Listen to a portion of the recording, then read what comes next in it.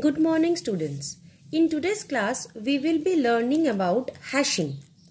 Now, so far we have discussed two search algorithms, that is the linear search and the binary search.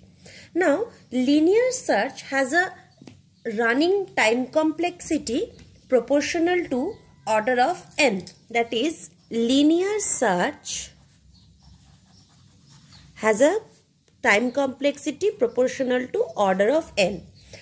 And we have seen that binary search has a time proportional to order of log n. What is this n? This n is the number of elements in an array. Now, binary search and binary search trees, the two things which we have studied, both are efficient algorithms to search for an element. But what if we want to perform the search operation in time proportional to order of 1? That is, in other words, we need to find that is there any way to search an array in constant time. That is, this order of 1 is the constant time. This constant time irrespective of its size. So what is the scenario? So far and so forth, we have studied various search algorithms in searching and sorting chapter and in trees and all that, where we have seen that the time complexity is in terms of order of n or order of log n, where n is the number of elements of the array. But we need to find a method so that this searching time is reduced to order of 1, that is constant time. Now, there can be two solutions to this problem. Now, let us take an example. First solution, let us think that there is a company and in that company there are 100 employees. Fine. Now, each employee is assigned an employee ID. Okay. Now, suppose there are 100 employees and each employee is assigned an employee ID in the range 0 to 99. Right? So, to store the records of these all employees in an array, each employee's employee ID will act as an index into the array where the employee's record will be stored. Suppose employee number 10. Employee number 10 will have employee ID as 9. Employee number 10 will have employee ID as 9. So, in this array, in the array of like and so on, in this array of 100 employees, in index number 9, suppose this is the index number 9. In index number 9, all the details of employee number 10 will be stored in index number 9. That is, this employee ID will act as a key to the array, such that we can say that whatever is the ID of the employee in that respective index of array, suppose ID is 9, that means in 9th index of array, ID is 12, that means in 12th index of array, in that index, particular index of that array, all the details of that employee will be stored. Now, in this case, we can directly access the record of any employee once we know his or her employee ID. Because the array index is same as the employee ID number. Because 9 is the employee ID number stored in index 9 of the array. If 12 is the employee ID number stored in index 12 of the array. So what we need to have? Suppose there are 100 employees. We need to have 100 blocks of array. We need to allocate that, and we assigned employee IDs from 0 to 9 to all the 100 employees, and according to the respective ID number will act as an index to the array, and according to the respective ID number, all the details of the specific employees will be stored in the respective ID numbers. But actually, practically, this implementation is hardly feasible. Because suppose an employee starts with 100 employee, a company starts with 100 employees. Suppose 40 employees in next year has left. So, when 40 employees has left, all the 40 indices will be vacant. because all the details will be deleted, because those details are not needed anymore if that person is not employee of the organization. So all these 40 places will remain vacant. But in computer systems, or in the language of computers, what we have seen that our motto is always to reduce space complexity, that is to maximize the utilization or optimize the utilization of all our resources. So if we have an array where we can store 100 elements and within that 100 elements 40 places are vacant, then it is of no use to us, because those 40 spaces we cannot assign anymore to any employees. Because if this employee number, first employee will have 0 ID number, second employee will have employee ID 1, like this, if this trend is followed, then suppose there are 100 employees in year 1 and in year 2 20 more employees join in, then those 20 more employees need to have IDs from 101 to 119. So it is seen that in the next year, if 40 employees leaves, those 40 places are vacant, and if 20 employees join in, those 40 places can't be used. Another 20 IDs need to be created, or another array space need to be added up to assign these 20 employees. So this idea is practically very hard to implement in real system. Now there can be another thing which we see generally. Suppose let us assume that the same company uses a 5-digit employee ID as the primary key. Now in this case, keys value will range from this range. Maximum cases, if you notice, suppose I have employee ID number 83008, someone has employee ID number 93001, like this and so on. So if we assume that the same company has a 5-digit employee ID which will be used as a key to locate which employee has what details, so the keys value will range from 0000 to this range. 5-digit can be a combination of these digits only. So if we want to use the same technique as we discussed just 2 minutes before, we need to have an array of size this. But since our company has only 100 employees, so if we consider this to be the size of an array to store the details of 100 employees, it is very impractical, as there will be a wastage. So much storage space will be wasted just to ensure that each employee's record is a unique and predictable location. So the conclusion is, whether we use a 2-digit primary key, just in this case, or a 5-digit primary key, just in this case, there are only 100 employees in the company. Thus, we will be using only 100 locations in the array. Therefore, in order to keep the array size down to the size that we will actually be using, another good option is to use just the last 2 digits of the key to identify each employee. For example, the employee ID with number 79439, all the details will be stored in the index 39. Similarly, the employee ID with the number 12345, all the details will be stored in the array location 45. Now in the second location, the elements are not stored according to the value of the key. So in this case, we need a way to convert this 5-digit key number into a 2-digit array index.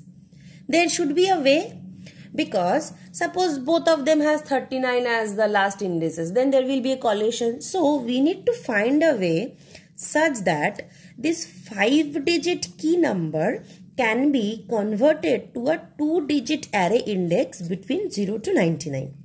Now we need a function which will do this transformation. So on, we will use the term hash table for an array. The array is termed as the hash table, and the function that will carry out this transformation from this 5-digit key to this 2-digit array index, this transformation that which function will carry out, that function is known as hash function. Okay, so the array or the bucket array, whatever we use the term, that array is termed as the hash table, and the function which causes this transformation from 5-digit to a 2-digit so that it can be mapped to a respective array location, this function will be known as hash function. Now, as I have discussed the hashing concept, let's get into a little more details. Now, what is the concept of dictionary? The concept of dictionary is that it's a pair. Like, suppose in the first pages of dictionary, we have all the letters starting with the we have all the words starting with the letter A. First page consists of A after A. Next page consists of B after A. Next page consists of combination of A and C. Next combination of A and D, and so on. So the first A is constant. Next is a combination of all the letters starting from A to Z. Third is the combination of 3 letters. Fourth is the combination of 4 letters. Like this, total file of A is there. Next, the same concept will be starting with B. Now, the concept of dictionary is basically a pair with a key and a pair with that element. So, this concept of dictionary was first placed in the terms of log file. This log file. What is this log file? It is basically an implementation of the dictionary, and it is an unordered list. That is, a file is there and one after the other as data comes, all the logs of the data are maintained. So what happens is, whenever we want to add anything, it will always be added at end. So at end means it will take order of 1 because it will always be added at end. And whenever we want to delete anything, suppose we want to search or delete it, since any ordered list is not maintained, so the search or delete operations will take order of n values. So to improvise this thing, next comes the concept of bucket array. What is this array or bucket array? As we all know, that array is a collection of n elements. Now suppose from 0 to n-1 index, this is the array.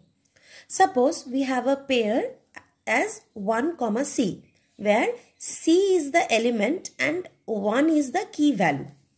As we know that we are having pair as key and element, so here 1 is the key and C is the element.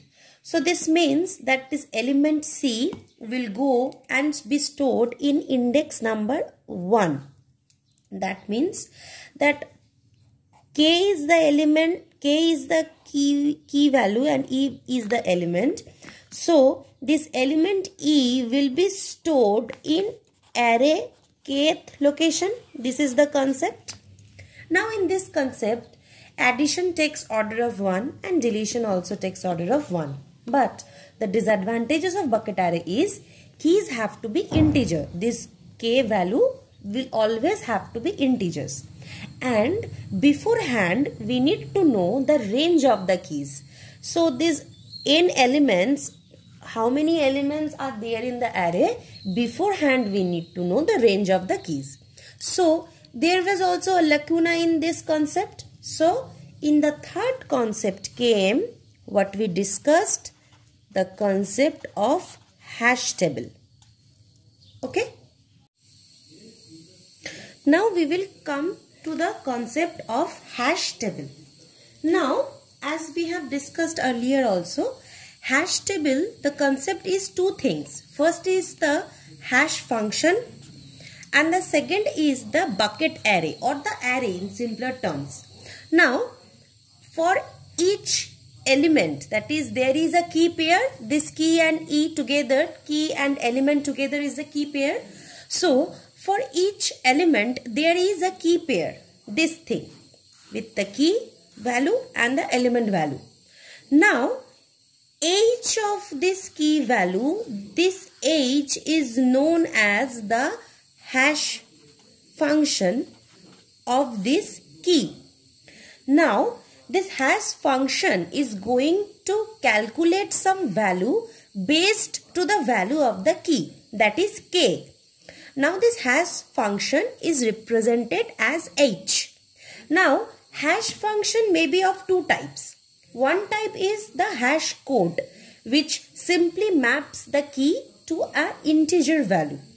And another type of, so the first type is the hash code, which map key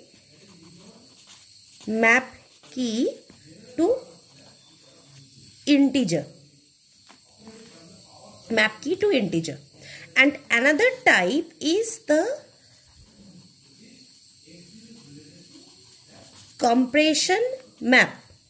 What does the compression map do? Is it converts the integer which we received from the hash code to a range of integers from 0 to n minus 1. That is, this hash function, it works in two stages. First, the hash code will map this key value to an integer value. And in the next step, the compression map will convert the integer value which we received from the hash code to a range of integers between 0 to n minus 1. Now why this is so?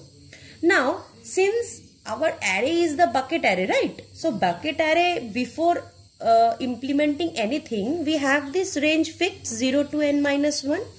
Now suppose the hash code after calculation, after mapping of this key to integer, it finds a value of the range of any value of n above this range. So outside of this range, any n's value we can't map to the bucket array. So we need a method to convert that integer value into within our range values, range of integers values. So this technique is done by the compression map. So hash function is what? It works in two stages. That is, first the hash code stage, which maps the key's value to a integer value. Second, the compression map, which converts the integer values which we received from the hash code to a range of integers between the 0 to n minus 1, such that it can be mapped to our bucket array. So after all this thing, here we, after applying this method A and method B, we get a value of k, and since from our pair E is the element, so that element will be stored in this thing. Whatever we are computing the hash function over this key, for computing the hash function or the hash value over this key k, we need to combine two concepts, hash code and compression code, and whatever value we are getting, this is the index value. So suppose after doing this two, we are getting a value of 3. Fine. So finally the element will be stored in the array in index number 3. So earlier what was happening? Earlier simply we were getting a key value, we were simply putting element in that key value. But now we are converting that key value to an integer using hash code.